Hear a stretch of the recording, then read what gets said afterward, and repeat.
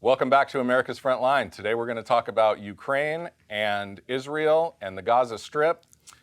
Today we have with us retired Lieutenant Colonel Fred Peterson. He's a former Marine Corps officer, decorated for combat leadership, heroism, and life-saving. Fred's expertise include, but are not limited to, communications, strategic intelligence, flag-level wargaming, management of opposing forces strategies and tactics. He's a Vietnam veteran and Desert Storm veteran. He appears frequently on Fox News as a national security expert, and he is a consultant on international security issues.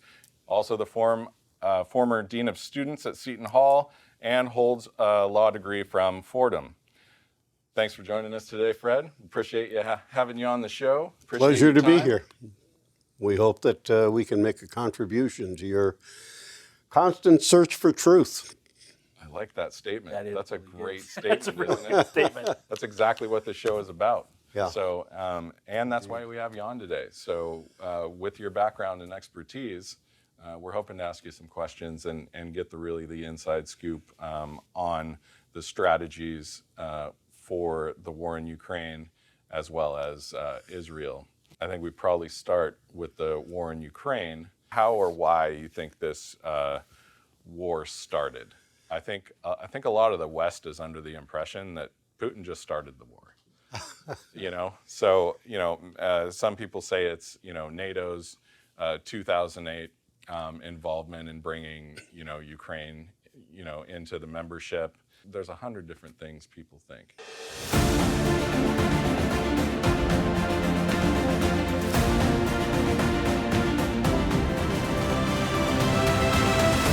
Let's just say that the war has been very useful in achieving many purposes. The war, quote unquote, in my humble opinion, while there are justifications, shall we say, explanations for it in its origin regarding territory that's contested and ethnicities of people that are ebbing and flowing back across borders that are porous, shall we say. Coincidentally, one thing that is not being reported is the vast amounts of money that is being poured into that country, that theater, and disappearing. Well, my. Something to the tune of about 165 billion. The numbers have been scattered as far as I can see from the media. You're a modest man, you are now. Is that right? Yeah. It could be considerably more than that, and so much of it has just disappeared. They choose not to explain it. The explanations, I think, are myriad. It's quite disturbing. The war, in my humble opinion, is a convenient artifice for control. Control and circulating. Here we have the head of a country, we won't get to, who is of Jewish heritage and yet is an atheist, who does not support his own, and yet has been profoundly connected with, shall we say, internationalists, globalists that are profiting from this operation. And while good people, Ukrainian and Russian, and if we are not very careful, it could expand beyond that, are dying. Ukrainians particularly will never see another birthday because of the horrors that are going on, while people at a distance with hands off and quite nicely tied ties and cuff-linked sleeves are making a whole lot of money and enjoying power. And that's profoundly disturbing. It requires a news media, that will actually delve into fact, searching for truth.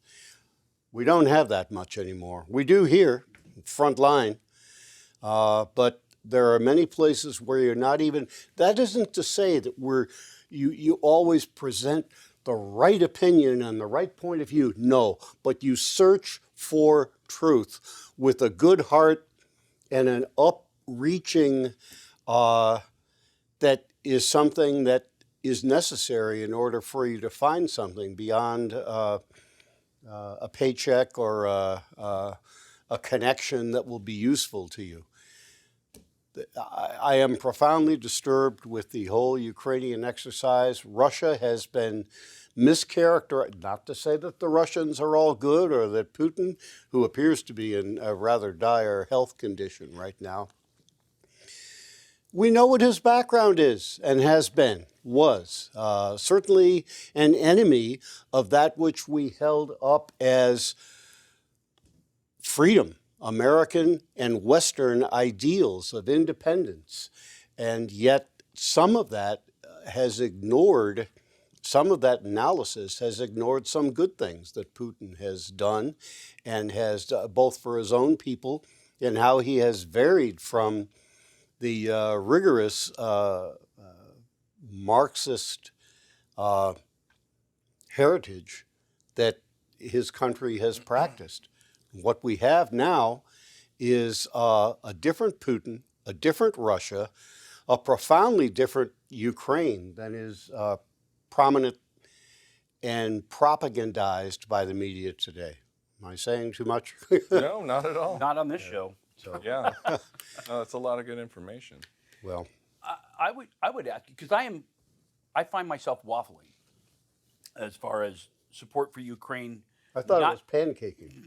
Yeah, well, No. I go back and forth Sorry. because obviously I'm opposed to Russia or the Soviet mentality, which I know Putin aspires to recreate. But at the same time, and I also believe in the Ukraine's right to defend themselves. I have problems when I start analyzing the dollars, and I have problems when I start analyzing the politics that happened prior to this war. I have problems when I start analyzing who benefits from it overall in a global perspective. Cui bono. Indeed. Yeah, and it's so I'd like to ask you, if we were only applying the appropriate amount of money for Ukraine to defend themselves, if we would politically allow Poland to gift the MiGs that they wanted to gift, which I can see no reason not to do. If we did this correctly, who would be on the right side of history?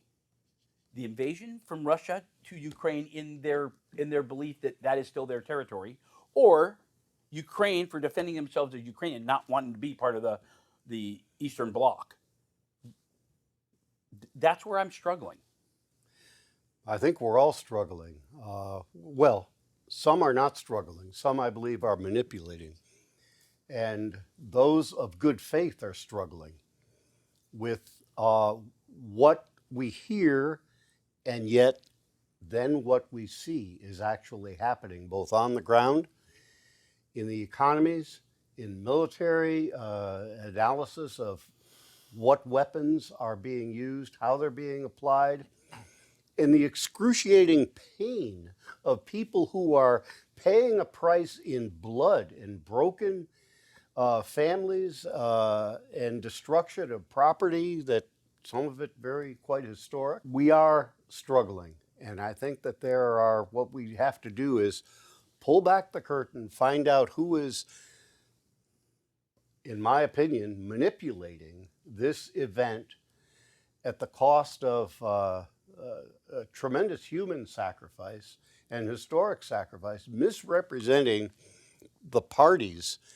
and what their intentions are, ending up with an ongoing money sieve that continues. And watch, when this becomes the popular reaction that, wait a minute, there's too much money being spent and disappearing there, watch, there will be a shift.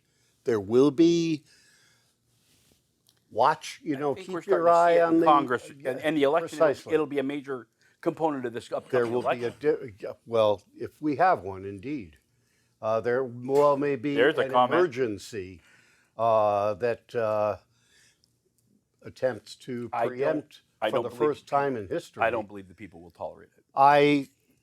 I hope you're right, but that may be a gamble depending on how high the stakes are. I know that. Well, I'll reserve my comment Okay. on that. But I will say, I don't believe. That's another whole. I don't believe the populace as it exists would tolerate that. Let me ask another question. We know that as a vice president, Mr. Biden went to Ukraine and basically influenced a criminal investigation there. We know that in doing so, he obviously had an agenda and could have possibly become compromised in that transaction. I mean, that was obvious coercion. And we also know that if you look from a global perspective, as we start feeding Ukraine munitions, especially 55 millimeter, that we don't have and we don't have the ability to replace in a timely fashion, we degrade our capabilities. So as we get sucked into this, as we employ more effort, cash and treasure, meaning in my case, munitions. Reserves, yes. Yeah, indeed. and that degrades our capabilities if we have to fight on another front. And then if we were to be sucked into making supplies for another war, however moral, we're degrading at twice the rate without replacing our inventories. Right. We do not have the infrastructure. This is one of my areas. We do not have the infrastructure to replace at the pace at which we are expending. No, we are approaching a very dangerous low in our ability to sustain a conflict over time right now, in our own resources, not just what is being sent abroad. This is to call it highly irresponsible and questionable is an understatement, profound understatement. In my humble opinion, not too humble sometimes, it's none dare call it treason. And I think I have. And what we're looking at now is a dangerously, we're talking about manning levels are at historic lows. We have what is going on within the services, training that is profoundly different from what it was, shall we say, in the recent past. We have the ability to sustain a force abroad that is at dangerous, at this point, lows, while we continue to draw from those supplies we have and send them to a contrived conflict, apart from our own shores, which makes our ability, even if we were to have a difference of direction and leadership in this country, it takes time to recover your position. And those would be very dangerous days indeed between a change in leadership and an ability for that new leadership to become a viable power again, which is what we have and what we had and what we have squandered. We are in dangerous to desperate times indeed, I believe. And the trajectory that we're following is not up to the light. It's not necessarily directly, it's meandering, contrived meandering, let me call it. Because when you meander, it's hard to come up with an argument against it. If you had a trajectory down, it's easier to argue against it. Yeah. But when you meander and send out mixed signals and you're ambiguous, that's the most difficult argument sometimes to address, because they always have, yeah, but you're not looking at this, or we did this here, or we did that there. And you become lost in detail, lost in the ambiguity, like wandering around in a dark room and stumbling over furniture. From a gaming and strategic standpoint, to have all what we just discussed going on and historically low reserves in our oil reserves, at the very Another same time. strategic asset. What which does was that do to cut us? off? Yes. Our own ability to produce our own product was cut off arbitrarily. Are you serious? And people yawn and roll over like Rover and say, "Oh well, let's not talk about that. It could be uncomfortable." So what is the overall impact of those three pictures of two fronts that by proxy supplying money and munitions, and a historically low oil reserve, and devaluation of the dollar? What does that picture look like to you? Well, your presentation of the question invites only one response. This is a deepening and darkening, contrived ambiguity. It's a term I guess we can adopt, that is creating an extremely dangerous position. And yet, at that same time, there are interests that are profiting from this and gaining some ulterior motive. Let's look for the motives. Let's look for what could be happening and why, and whose interests, quote unquote, are being, or objectives, shall we say, are being advanced by this, and whose are being harmed.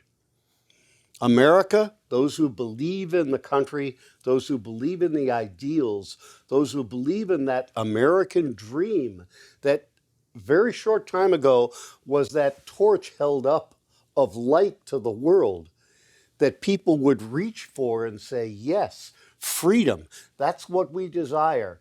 That torch has now become a cigarette lighter that's running out of fuel. We'd better do something soon, because in today's world, with the interests that are advancing this contrived ambiguity, are dangerous indeed. It's like a gasoline tank in a car. It's least dangerous when it's full. But when you start getting down towards the bottom, that air-fuel mixture is explosive. When the fumes start building up. That's Precisely. correct. I think that's where we're approaching that point right now. And I have my opinions as far as who benefits from all this, and maybe later in the show we'll share that. But I know we want to explore some other avenues first. But I still have the moral conflict of allowing Ukraine to defend themselves versus abandoning that and just saying, hey, we're just blowing too much money, until we get somebody rational. I don't think we have to abandon it. I think it can be negotiated. I believe someone of talent and goodwill and sincere interests, not only American, but world interests, I believe that the Russians and the Ukrainians and the Americans could come together and negotiate something. But is that what everybody wants? And does it stay profitable if that happens? We're not even allowed to ask the question. Right. Well, let's go back to the beginning on where it started, why it started. And this is a question, not a statement. As my understanding was that Zelensky was being elected to sign a treaty. Once elected, that didn't happen. Why didn't that happen? Why was he put there? Who's pulling the strings? Well, remember, where does that money go? The regime change came about with a push from the U.S. Yeah. regarding corruption. However, when the former regime started to investigate corruption, the United States stepped in and had the prosecutor removed. Does that make sense? Doesn't to me. As far as Russia's perspective, they've always viewed Ukraine as their territory. I do think that the people behind Putin are nervous. I think this growing alliance with China could be disrupted if properly handled. I think if Putin either comes to his senses, which I doubt, his pride is enormous, or he dissipates in some manner, either through his regime deciding he's no longer capable of. He appears to be physically dissipating now. Yeah, typical from a lot of Russian leaders. So they start degrading all of a sudden out of nowhere. So we have a stage prop in Russia and a stage prop in America at this point. Yeah. Who is behind the curtain pulling the I strings believe of the China prop? is. That's my, I'll say it bluntly, I believe China is. I believe China is the only international force that benefits from everything that's going on globally. They have alliances with all the counter forces that we're dealing with. And I believe President Xi, I believe his view is that China should lead the one world effort. And I believe he sees himself as the leader of that maneuver. And I think other people are, let's face it, the people that are behind a lot of our unrest are Marxists at heart. Do you consider Xi a globalist then? I do. Or a I do. nationalist? I consider him a globalist aspirationally. So a nationalist with international ambition. Yes. Well, why do you think China's doing this? Do you think it's out of desperation? Well, China, my opinion, China is very vulnerable in several areas. China is not as strong as we and our media make them appear to be. I don't think China. I don't think the masses think China's that strong. I mean, look at their population. Half of their population is over 60. But they don't have any. Their young workforce is gone. What do you hear the media saying all There's the time? no more They've got innovation more coming ships. out of China. They're a generation behind us in tech. They've got more ships. And now they're down. They're 50%. Their labor is 50% more expensive now than Mexico. Yeah. Well, here They're losing in they're 100 different ways. they're allocating so less than we do, but so much of their national budget to building their military, because she's not stupid. We know what his ambitions are, but we also know that he knows those facts that you just mentioned. They're losing their stranglehold on manufacturing. The United States as a whole, we've realized where we put ourselves. We're starting to draw back. We're starting to look at Vietnam and others. And Vietnam, who theoretically is a Marxist country, wants nothing to do with China. All the Pacific Rim, they're looking for defense against China, knowing that they're going to want to expand. That's the only way China can survive. I consider Marxism a parasitic entity. Parasites only last as long as the host is healthy. They don't realize that. They're not self-aware of that problem. So they're producing ships at a faster rate. They're producing a military that is growing, hoping to project global influence. They're loaning smaller nations money to have bases and influence there. And they're hoping to control globally by this methodology. However, they can't sustain it. And because their vulnerabilities are such that they can't produce enough food to feed their population. They don't have enough diesel. They have no oil resources at all. And they don't have a grid to disperse the energy they can create through their hydro plant, the Big River hydro plant. So a few maneuvers by a power such as the United States that we still have would put them on their back, on their haunches real quick. One of them, which I thought Trump did perfectly, was the tariff, use of the tariff. It ripped massive funds out of their... Our trade alliance with China has been unbalanced from the start. Agreed. Yeah.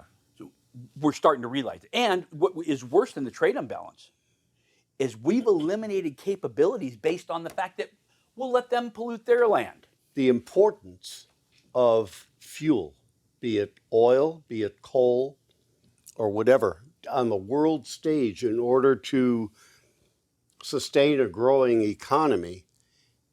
One of the first things we did under a new administration, without getting too detailed, is to cut off the source, an extreme source of we have enough fuel to sustain the world for many, many years. And we arbitrarily cut it off and come up with a little... Well, I don't think that was arbitrary. we Cut it off. Oil went from $30 a barrel to $130 a barrel. Why? Some and people who made a lot of profited? money, but there you Americans lost out. Let's take it deeper. Exactly. And then gas was $8 a gallon, and Exactly. now it's almost back up to that now. Take that thought process a little bit deeper. And I will tell you a flaw in what I'm going to tell you also. But right now, who controls the rare mineral manufacturing in the world? China and Turkey. Exactly. Who controls? India. And not only in their own land, Africa, China controls. China, I mean, you right? take- Exactly, through proxy. Sure.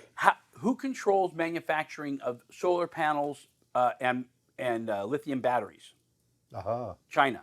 Who's the number one manufacturer of electric vehicles right now? As far as components, China controls that market. Okay, so step back. China's a diesel economy. Okay, they are pushing the world to an electric economy, which is stupid because they can't generate enough electricity to keep themselves in business. We also However, can't sustain it here in the No. U.S. However, that's where they cannot control the oil market because they don't have resources.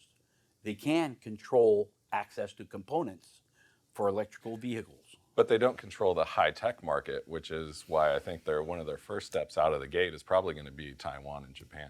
They want Taiwan for the chips. Yeah, the capability. microchips. Yeah, and I have a solution for that, but it's probably not viable. I think we send chips over there. We move the entire population and their factories out and say, go ahead. We bring them here. We move all that chip manufacturing to the U.S. overnight and let them fight for the land. They won't want it at that big. They want the chip manufacturing. They Right. want to control that technology because do you remember when vehicles couldn't be shipped, what, a year and a half, 2 years ago? Yeah, Couldn't be shipped. Why? Couldn't get enough chips. right. That's right. Control the chips, control the technology, regardless if you have the IP or not. So, I mean, they're very intelligent people. They have a very long, 1,000-year viewpoint of strategy, which we don't. We have a 4-year. But that could fall in US the next strategy. 10 years unless they change something now. Because I mean, if you think of, they're a generation behind us in everything right now. In tech, I'm talking about tech. I'm talking about education. Their education system is based on memorization. There's no innovation. That is There's true. no innovation coming out of the next generation. When they copy something, it has the flaws in it. Yeah. I have personally witnessed. Well, that's why they're generation behind, is because, if you look at it like, you can get a Nike t-shirt, from China that's $3. Well, it's because they took that trademark, reworked it, But it's- and whatever. They do but the it's same spelled thing with the chips. You NKE. get a Motorola chip, you get a Motorola chip from China for a quarter of the price. Yeah. But they had to take the time to take that chip, deconstruct it, rework it, develop something that's already been made, and now they're 10 years behind because there's been 3 other chips And made. here's the other flaw. Right. China is, from a manufacturing perspective, is notorious for the pressure by the army and by the ownership of these factories is so immense, okay, that when they run out of when a supply chain becomes an issue, they substitute without notifying anybody. So failures come out of nowhere. The QC is horrible. Their steel is I'm not going to give the detail here, but is a percentage less structural than ours.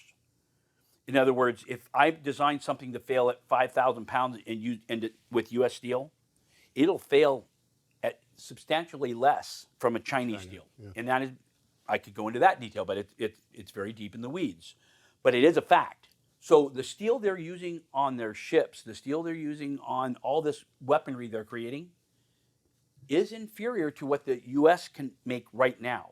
Problem is, we don't make much anymore. We think we can rapid prototype and rapid develop anything, and we can't, not ships. We take too long to make ships. During World War II, what saved us? We were producing 7 Victory ships a week. They couldn't sink enough to keep up with our manufacturing capability. That is now gone. We don't have the foundries. We don't have the steel manufacturing capability. One of the reasons I always look to you for advice is because I am looking to the former Eastern Bloc because they still have these tradesmen, and I believe that they're going to be the salvation for the U.S. and the Western culture. Depending on our diplomacy and skill and direction, yes, I quite agree there. And yet, what we need to do is to, I won't say bring those skills home, but energize the skills that we have here at home, not to deprive another country of it and suck back, but the American ideal, the inspiration of the free market capitalism that used to be. What are they teaching in schools today? You have a whole generation. We've been on this subject before. that becomes words of horror. They don't even know what they're talking about. No. They don't even have a clue, and we're paying for it with tax dollars to having poison poured into the brains and into the souls of our young. At the same time, we're going to fight a trade war. We're going to come up with it. It's exactly what Nick said. The Marxist mentality is memorize what I tell you, repeat it, and create a mantra from it. Not analyze it, find the problems, and solve it, which is what the capitalist point of view is. And like I said, it is a parasitic methodology. It cannot ever survive long term. It just can't. Because eventually you've conquered the world and the world's going to die because you can't make enough food and you will have rebellion. Or it has to grow and consume externally. It's like the old.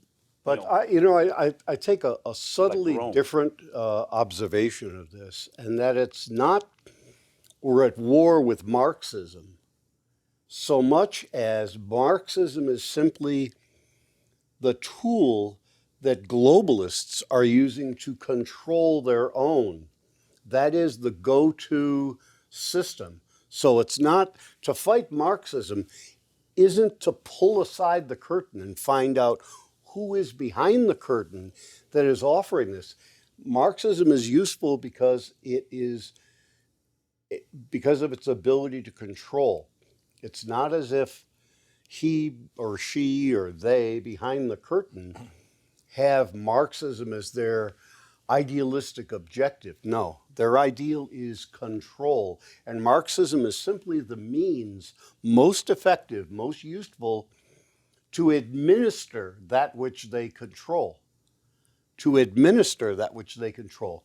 Pull back the curtain. Find out who is pulling the strings and serving up Marxism, pouring poison into the brains of children so that they don't even know the most elemental facts of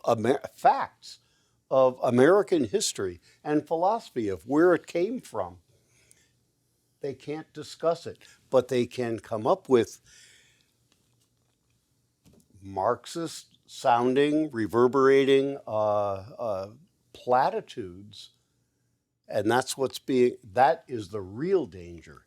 Pull aside the curtain, find out who and what is behind it. We know what their objective is, and that is worldwide control. And excuse me if we're parting a little bit of company, I don't think it's nationalistic in any way. I think it is globalist, not nationalistic. And it's not China, although China may be also manipulated and used toward it, as Russia, as the United States. For us to have unplugged our vast resources in this country at a time when the world was craving an uplift, and we had the opportunity to actually lift up the whole world, and we walked away from it. Now we have another election coming up, and what is going to happen then?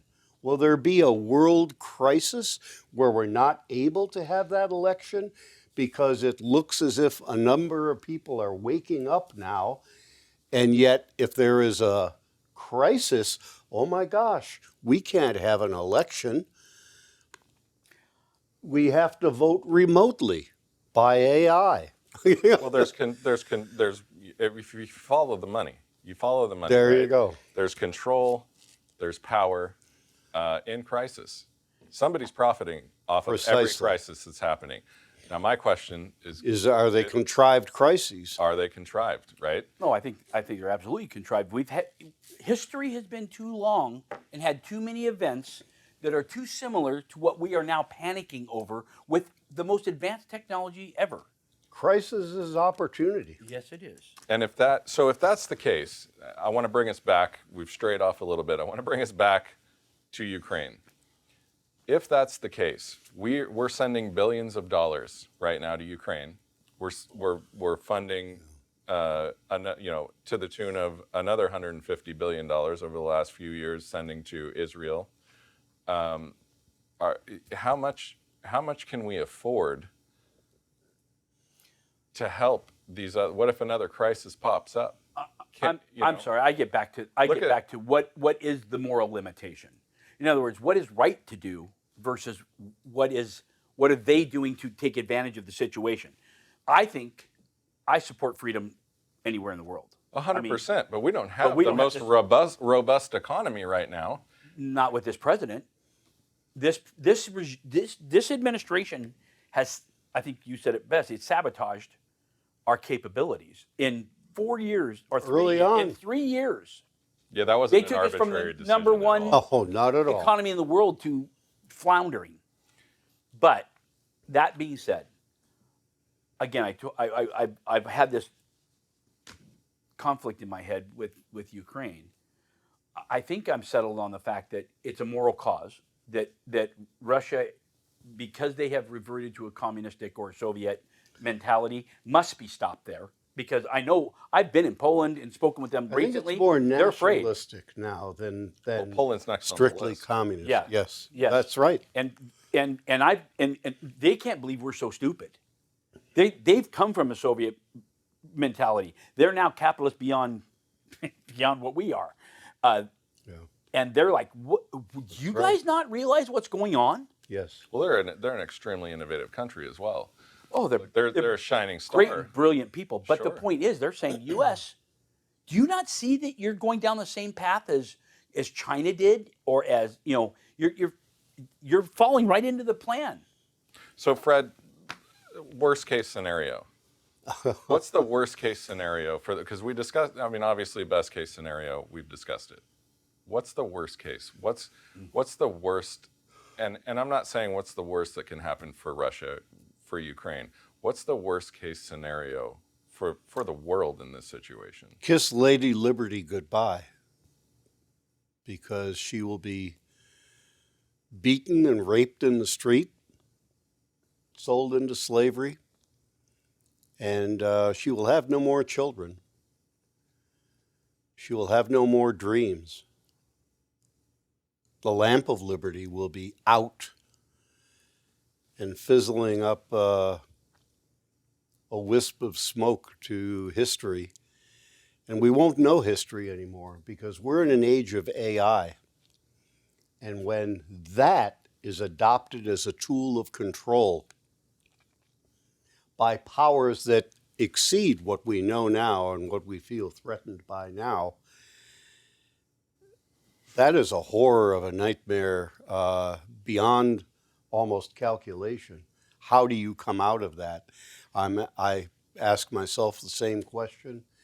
I haven't heard anyone with a good answer yet. That is why it is absolutely essential that we teach this new generation coming up.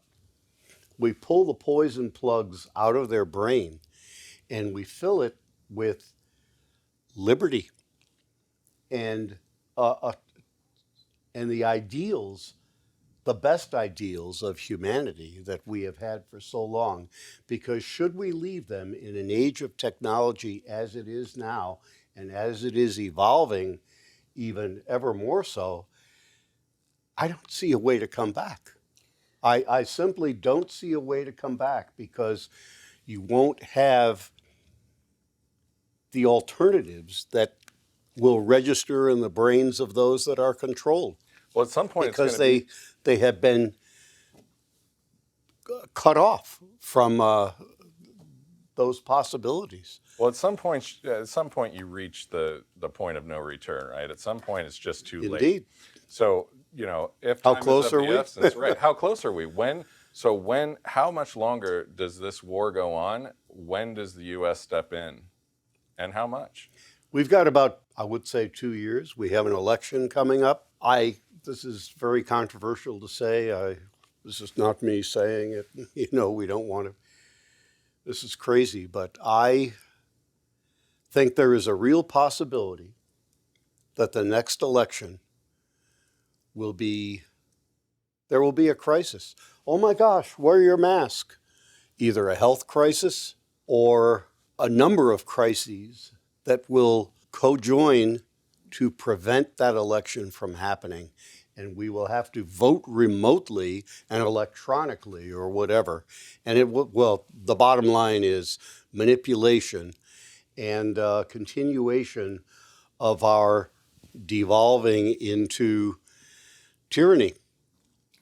And if that is allowed to if that key Schwerpunkt, in history is allowed to come, happen, and pass, I don't see a comeback. In other words, we are in a crisis moment right now, a deep, dark crisis moment, and so many of our fellow lovers of freedom at home and abroad don't properly perceive the dangers and the immediacy of the risk. Well, let's hope that people are starting to see that, because I think we've been in a state of perpetual crisis over the last 3 years. And I think people are starting to wake up to the fact that things aren't great. Contrived. I was going to say cultivated. The United we States go again. populace is the most well-armed militia in the entire planet.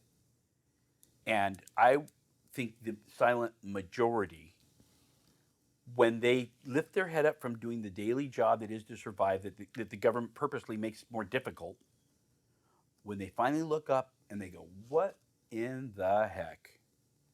And yet, That will be the tipping point. Now, I believe whatever the force is that we've discussed, I believe they think now is they have to do it now, or they're going to lose the opportunity. This next election is the pivot. but watch, That's why be careful, and watch for manipulation and cultivation of a threat from the side of people who are expressing the desires for liberty and freedom that we are here. The characterization, if they see that, they are likely to lose. They're reaching for control. Look for contrivances. Look for stick figures like January 6th, the guy with the head and the horns became an archetype, a symbol that they're all nuts.